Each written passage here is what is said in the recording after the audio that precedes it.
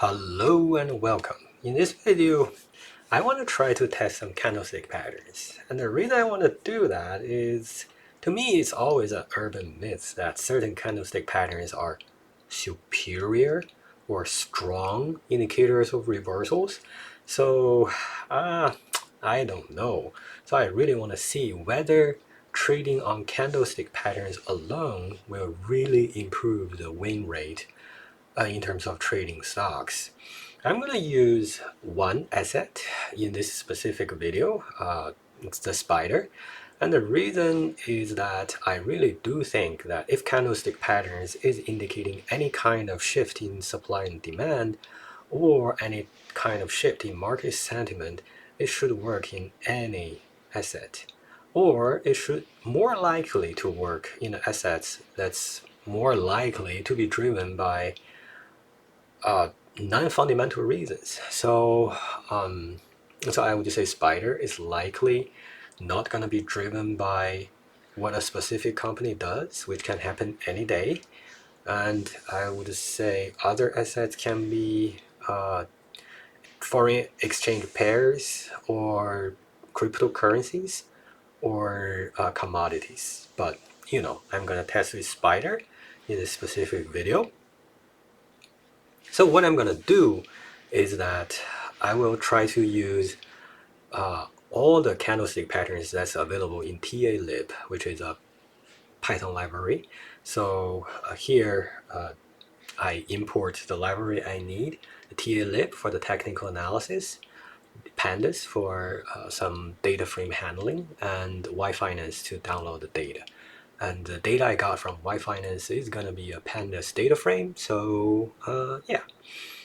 And then the first thing I do is that I try to get the available candlestick patterns that can be calculated using a TLib. I'm going to assume, give full credit to TLib. I'm going to assume that it does everything correctly the way I want it. And honestly, I don't even know some of the candle patterns. I wouldn't gonna be worried about it. But what I know is it all starts with CDL. So what I'm going to do is I scan through all the formulae in TALib that starts with CDL. So CDL for candles. So as a result, I have this list of candlestick patterns. And then I decide to download the data. I downloaded the daily data max period from 1993. That's when the S&P 500 ETF was first introduced to the market. And I keep the open, high, low, and close. I keep the candlestick prices. And I'm basically ignoring dividends. Okay, so the first 5 observations of data frame looks like this. Okay. And then along the way, I decide to drop one of the levels of the index. It used to have a 2 level of index. One is the date, the other is the ticker, which is SPY. So the double level of index helps when I download data for multiple assets at the same time. But after I download that data, I'll still have to go loop through assets by assets. So why would I just download a huge file and then loop through it, right? So I think I would better just download data one by one. So I decide to drop the SPY level of the index. So I end up with only one level of index. And that is going to be the level of index you can feed into TALib. Okay. So I checked that the shape of my columns are what TLib wants. It should be a number, which is a number of rows, and blank. Okay. All right. Then I calculate the candlestick patterns here. So I go through the pattern functions, and I apply the functions to the open, high, low, and close values. Okay. So I have all the patterns. And then I want to calculate the stock returns, the upcoming stock returns. That is the change of the price over the next 1, 3, 5, 10, 15, 30, or 60 periods. So if there are, if I'm looking for the performance the day after I identify a pattern, I'm going to look for the 1-day return. And the return is calculated using close to close. Ideally, I should skip a day. That is to say, that after the day I identify the pattern, I should use the close price of the next day, and then track the future returns day after that, the return the day after that, 3 days after that, or 5 days after that, so that I don't make the assumption that I can enter into the position when I observe the pattern. Right? So typically people will say, okay, so when you observe the pattern, you should enter in the on the next candle, on the next close, or on the next opening, right? So, but here I do make that assumption. I believe actually this may actually be a less conservative test. That is to say, if I were to find some result, this is supposed to be relatively stronger than what I could have found with the more precise timing of the entry and exit. Okay. All right, so I test multiple periods of returns so that I can have I can facilitate the comparisons. You may want to say, okay, stock trading really doesn't work that way. So sometimes you enter and then you exit 5 periods later. Sometimes you enter and then you exit 10 periods later. You cannot just do 1, 3, 5, 10, 15 for every entry you got. I agree. That's not untrue. But in terms of figuring out how predictable candlestick patterns themselves are, we will need to make sure the only thing that's changing are the candlestick patterns. Okay, so as you can see, after I ran the code, the data frame contains all the returns, contains all the candlestick patterns. And then what I want to do is I want to know if I just randomly get in on a day, I randomly hop in the market on a day, and I buy the stock S&P 500 at close. How likely will I be able to make money? That is, I get a positive return on the next 1, 3, 5, 10, 15, 30, and 60 days. So if I run this, you're going to see that unconditionally, in other words, if I just hop in the market on a random day in the past 30 years, there's a 53% of the chance that I'm going to win in the next day. So as long as the size of the win and the size of the loss can stay the same, on average, we do make some money. If you put $100 in there, you get about 3.5%, right? So 3.5% is roughly like the risk-free rate for a long period of the time. So if you decide to hold for longer periods, let's say 60 days, your chance of winning is going to be 70%, 69, 65. So it's basically saying, again, if I hop in the market on any random day and I decide to hold it for 60 trading days, then I'm going to get a 70% win rate. I'm going to win. More likely to win. Okay. All right. So what I'm going to do is I'm going to take a one return, take one return period I want to look at, for example, 5 period. And then I want to track the win rate. That is what percentage, whenever I identify a pattern, and then I hop in the market, buy the pattern, and then I want to see what's the probability that the stock price is going to close at a higher price than the close where I observe the pattern. And of course, you're going to say there can be winning patterns and losing patterns, or bullish patterns or bearish patterns. So what I do there is that, well, you know what? If it's more than, let's say, 53% for 1-day return, then in a bullish pattern, then yeah, it's a good signal. If it's less than 53.53% for a 1-day return, in a bearish signal, yeah, well, I guess it has some improvement. Whether the improvement is significant enough for you to profit or for you to consistently trade, it's a completely different story. Okay. All right, then I really want to count the number of observations where I can identify a pattern. So we are looking at daily data. A lot of the times, some of the patterns may never show up, especially when I only look at one asset.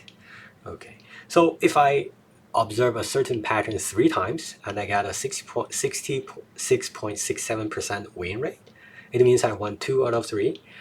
I really don't think we can trust that, right? So I want to track the number of observations. Let's say how many times can I observe a specific pattern.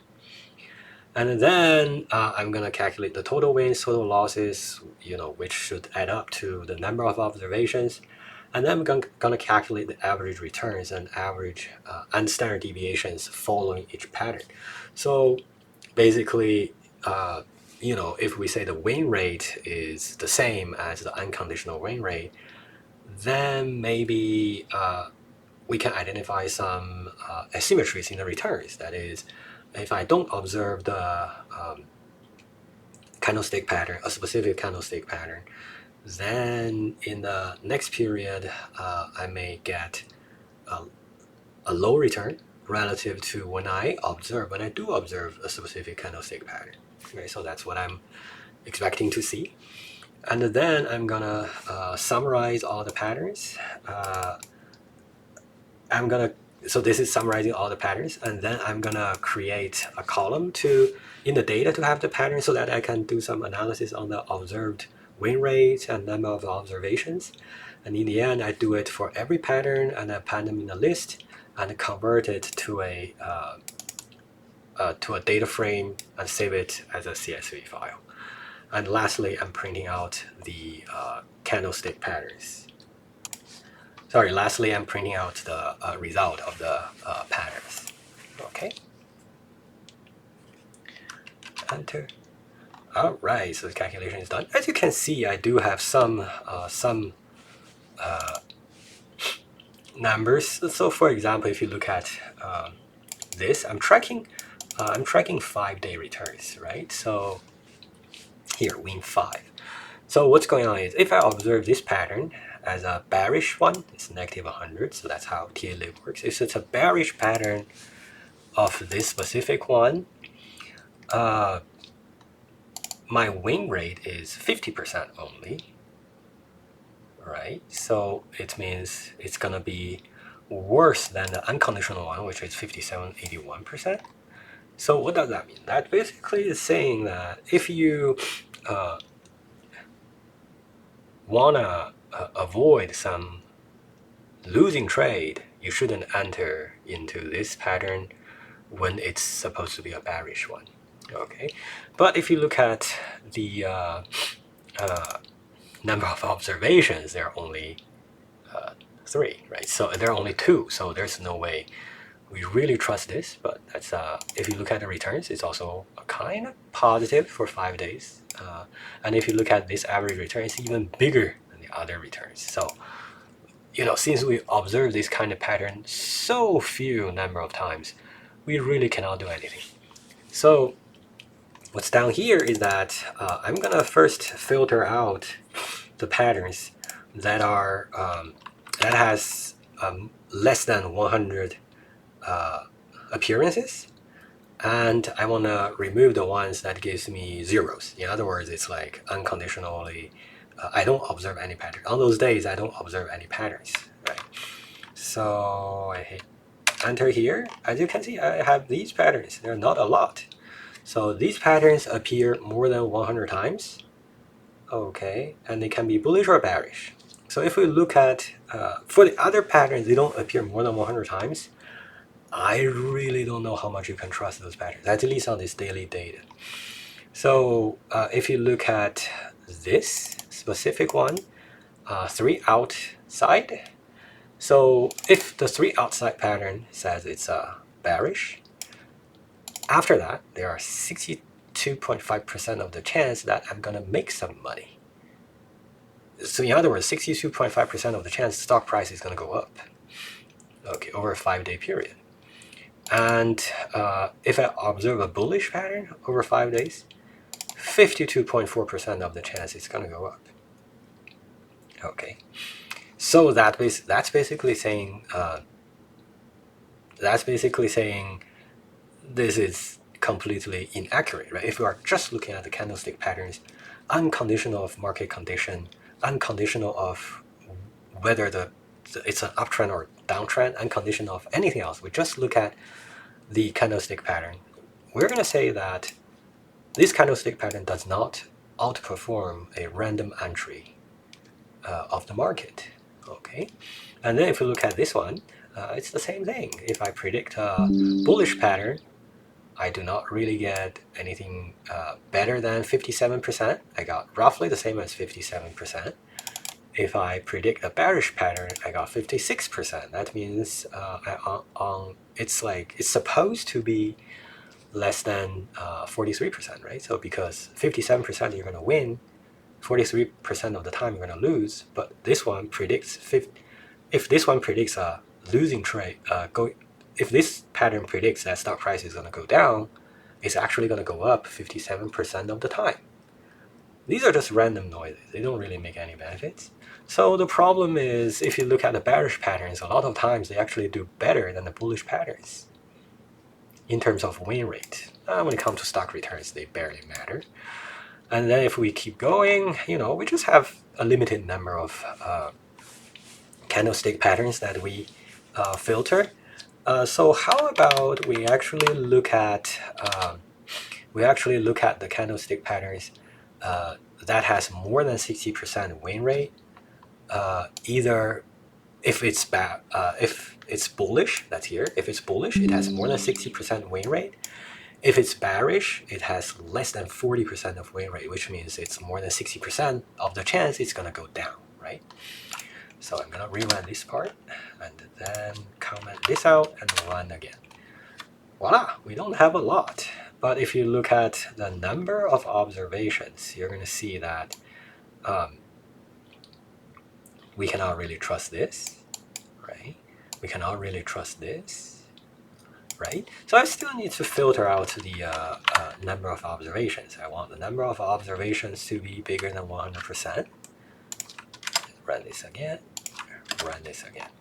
Voila, I have 4 candlestick patterns that are bullish, giving me 100%, more than 100 appearances using daily data, and is predicting a more than 60% win rate. Voila. So this more than 60% win rate is merely an improvement of about 2%, right? So 57.8 is about 2.2% relative to the unconditional entrance. There's a big chance that we don't quite get as much improvement in the using candlestick patterns alone. I'm gonna throw in one little tweak in this calculation.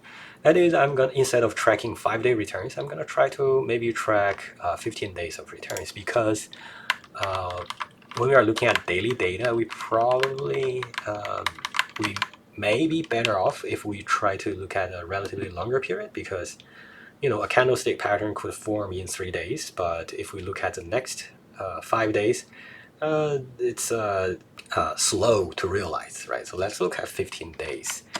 So if I calculate this and I hit this, voila, as you can see, I do have more. However, if we look at the 15 days win rate, the unconditional number is 63%, 62.72. So let me change this to 62.72. But I want it to be smaller than, let's say, 3728. So that's the 2 win rates. If I hit enter, what do I got? I still got a few. I do get more than a few.